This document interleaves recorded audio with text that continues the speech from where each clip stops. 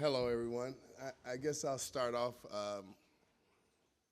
with borrowing a lyric from the Grateful Dead. What a long, strange trip it's been. My journey into Scientology started in 1976. I was in San Francisco, and I was a young guy. I was 21 years old and full of piss and vinegar, trying to figure out what to do in my life. And I was walking down the street, and this very attractive woman came to me, and she asked me, would I like to know more about myself? I thought it for a moment. And I said, no, but I'd certainly like to know more about you. The next thing you know, I'm in the organization. I don't know how she did it, but she got me in there. And the next thing you know, I'm on staff. Well, a mission from Los Angeles came to San Francisco, and this is the first time I saw these people in these Navy uniforms running around. I'm like, what are we getting raided? I mean, what's going on here? Oh, this is the Sea Org. So I find out all about this. Now, I had done work. I could sell. I was always a persuasive seller. So I sold their books to psychiatrists and whoever else I could get my hands on. So they thought that I was a dynamic person. But the fact of the matter is I'm from Chicago and we know how to survive. So, they came in and they gave me the spiel, and it's the greatest good for the greatest number, yick, on and on. I said, I'll try it. I went down to LA and we stayed at a house on La Brea. It was Charlie Chaplin's old home that he had owned there. It was a beautiful chateau. And the only problem was it was 16 of us in one room. And we used to stand naked to get in the shower, and it was a bathtub, so you had to step. Anyway, it was terrible. At a certain point when I started to realize, maybe this isn't so good, By this time, I'm working, and they have me doing renovations, building the complex of that blue building that they currently have in Los Angeles. I was one of the first persons to go in there to prepare the buildings to become organizations. Well, it started. I'm not allowed to sleep until certain things are completed. And I kind of, okay, I'll do it one time. And then they want it again. And I said, and they keep asking me. It was obvious that this was never going to stop. So I told them, I'm finished. I'm going to bed now. And I went to bed. I was probably asleep for 15 minutes before someone came. You must come and see, Wayne Marple. He's the Dead L. Ron's henchman or whatever he was. He's connected to Dead L. Ron, and he has the power. So they woke me up and sent me down there. His name was Wayne Marple. And he said, you've been doing kind of a good job around here, but you weren't supposed to go to sleep. You sleep when the job is finished. Well, I used some rather colorful language on him and told him, you know what? And on top of that, I'm out of here. Go to hell. So I turned to leave. He said, oh, you really think you're going to go somewhere, huh? And as he's speaking, I'm being surrounded by these people. I mean, I'd never seen them before, but they were certainly larger than me. And he said, as a matter of fact, you're going to the RPF. And I'm like, what is that? Rehabilitation project force. Don't want to rehabilitate anyone's project. I'm out of here. No. Literally for the next 3 months, the people, they grabbed me physically and we're tussling, and they put me in a room and locked the door and had a guard on the other side. And for 3 months, somehow I had become incarcerated. Not only incarcerated, now I'm in solitary confinement. And I'm just kicking the walls and I'm just going nuts. And they're coming in there and you stop and you do this. And this went on like for almost 3 months. And finally, I'm like, what do I have to do to get out of here?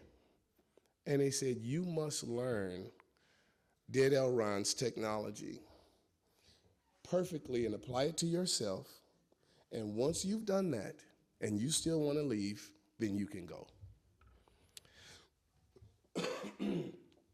didn't think much of it. I said, okay, I was up to the challenge. So I started cooperating with them. I started studying the material and applying it to myself. And at some point while that was happening, the old Jessie Prince checked out and the new one was here. I ended up helping to build practically every organization in that blue building. I was in the RPF for 18 months. I had no concept really about family or my prior life or what I was doing because I was so focused and studying so hard. I had forgot why I was even studying in the first place. And I learned it apparently too well. I learned their materials too well because somehow I became the person that understood that idiotic chatter they call technology better than any of them did. So L. Ron sent the mission to all the orgs out, and he wanted to find the person that understood the technology the best to bring them to Golden Era Productions in management in Gilman Hot Springs so that that person would help him correct the rest of the Scientology organization so that it was performing to his standards. I didn't really know much about L. Ron, and I really didn't have any desire to be around him. But I came up as the person that knew it the most, so they dragged me up there under protest, and I started in. One of the first persons that L. Ron wanted me to correct was David Miscavige's wife, Shelley Miscavige. And I see this little girl, I mean, she has to be all of 20 years old, 19, and she's caked with mud, and she's crying, and on and on and on, and it's like, everybody hates her, but this is his wife, so her and I certainly became fast friends, and I helped her out of her situation. Then, I'm getting the advices and the notices from L. Ron, and I'm doing this, that, and the other thing. And I won't belabor what had happened because I really have to move forward. But one special thing that did happen, his granddaughter, Roanne, I guess that was his only granddaughter at the time, or may have ever been his only granddaughter. This little girl, he really loved this child. She was a princess to him. And whatever she wanted, he would do anything.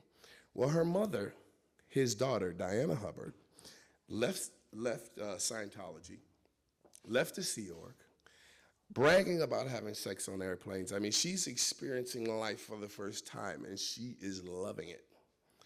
And L. Ron wanted custody of the child, Roy, and turned over to another person that was within Scientology that she was married to. His name's John Holrich.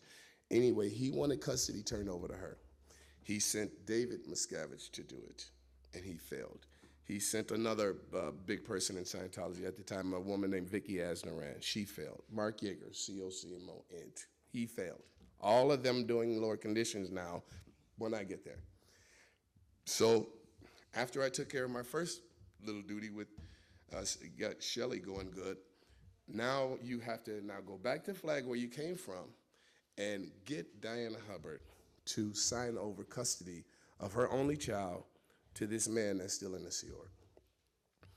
And I was informed about the prior failures.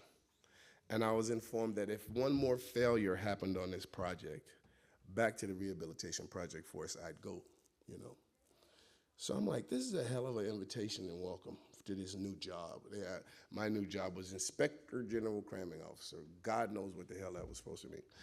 So I went out there, followed their orders, got my little briefcase, and went there, and she was expecting me. I arrived back in Clearwater, and as soon as I walked in the door, I'm like, hello, Diana, you know why I'm here? Yes, I do. Where are the papers? I'll sign them now. I'm like, oh my God, this can't be happening. Because she told those people where to get off and where to go, and they got in so much trouble. And as soon as I walked in the door, she's like, okay, I'll sign. I'm not fooling with this stuff. I don't care. She's having so much fun in her life.